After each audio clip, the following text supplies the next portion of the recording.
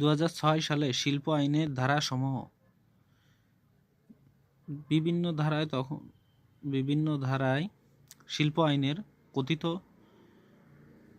কিছু নিয়মাবলী বলা হয়েছে। শ্রম আইনের সংখ্যা ছিল 50টি। ত্রিপক্ষীয় কমিটির প্রণয়ন করা হয় 354টি ধারা।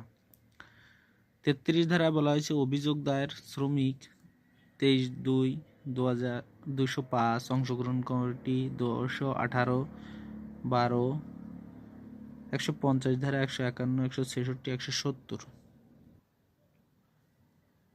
2 ধারা 63 উপধারা 2 ধারায় 8 উপধারায় বলা হয়েছে।